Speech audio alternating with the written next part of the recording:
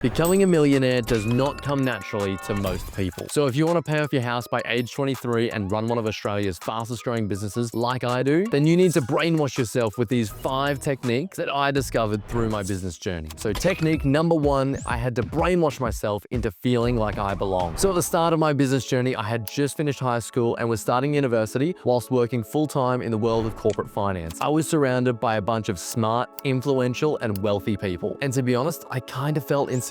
Did I really belong in the world of corporate finance? Did I belong in the world of the Wolf of Wall Street? Did I belong around all these super smart, wealthy, and influential people? Would I be able to provide value in this situation? So what I had to do to brainwash myself into killing all of those doubts was make myself look the part. This was not a complicated process. I basically went out to one of the discount stores, spent $100 on a couple of suits that were baggy, oversized, and didn't fit me quite well enough, and it made me feel like I belonged in the world of corporate finance. I would put on a shirt, put on a tie, put on my blazer, and that went a hell of a way towards shifting my mindset towards belonging in that world. So look the part and you will trick your brain into thinking that you're the person that you're supposed to be. Now on to technique number 2, which was brainwashing myself to think like a millionaire before I became one. Before you start building wealth, it's really easy to get in the habit of surviving and not thriving. When you're in the survival mindset, it can feel like you're surrounded by threats. It can feel like you have to just clock in and clock out of your 9 to 5. It can feel like you have to stay up to date with your latest TV show episodes. It can feel like you have to catch up with your friend in meaningless ways, or else it's all gonna fall apart. You're basically allowing the circumstances around you to dictate your life. And I just felt like I was stuck on the hamster wheel for this little period of my life. You're just doing the same thing, rinse and repeat, and not really getting ahead in life, not really enjoying life. You're literally just surviving day to day. When I was stuck in this mindset, I had my 9 to 5, I had my studies and my classes, and I had my girlfriend at the time. And it just felt like I was stuck on this infinite hamster wheel. But the brutal truth was that I was comfortable with it. And it was only until my girlfriend dumped me that I had this wake-up call that my life was boring. I was looking around at everything that I was doing and none of it was fulfilling. And it was at that moment that I realized I had to take control of my own life and not let it control me. The Thrive mindset, and when I entered this journey of my life, it changed everything. It's focused around positivity, it's focused around personal and professional growth, it's around pushing yourself into uncomfortable situations that make you a better person. My first step into this next part of my life was going to my very first Tony Robbins event. And you can say what you want about Tony Robbins, but he has helped me phenomenally in my life in so many ways. And it was that very first conference that I really stepped into the person that I wanted to be and really found my purpose in life. Strangely enough, it wasn't actually Tony that was the thing that changed me the most. It was actually just looking around and seeing that I was in a room of 500 to 1,000 people who were all at a similar point in life to me. They were various ages, various backgrounds, various races, and I could see that they're all just wanting to take this leap in their life to enter this next chapter for them into being the person that they really wanted to be. And Tony's just that person who helped push them over the edge. It was here that I realized that I had to continue to surround myself beyond this one event with people who thought like millionaires. After that, it was just a waterfall of content and finding different influencers and people online, and just this hunger for growth within me that really pushed me to become the person that you see now today. So after learning how to think like a millionaire, I discovered technique number 3, which was brainwashing myself to become an expert. I knew that I had to become the dominant expert in the field that I had chosen, which at that time was personal finance. I knew that no one was going to take me seriously unless I had done the hard work. I threw myself into my financial studies and finished my degree. I then started investing myself with my own money to learn and make mistakes, and I became obsessed with money. I was that guy that always wanted to talk about it and was probably a bit annoying, to be honest, about it, but I was literally obsessed with talking about money, how people made it, how people lost it, and what people were doing with their money. After proving to myself that I'd become an expert, I then had to prove it to everyone else. And that started by building out some content around money, around business, around what I was learning day to day. I still remember the very first blog post that I wrote on LinkedIn, and it was all around how to manage your time and manage your money together. And the beauty about publishing all this stuff online was it actually forced me to become more of an expert in this field. As I started to publish more and more content online, I became more confident in myself and my own ability to make money and invest money myself. So after that, I brought my first property development project. I then continued to invest in the share market by myself with my own money. People started to ask me for advice about how to do this or why was I doing that. And it really just sewed in and reinforced this within my brain and within who I was, that I was the finance guy.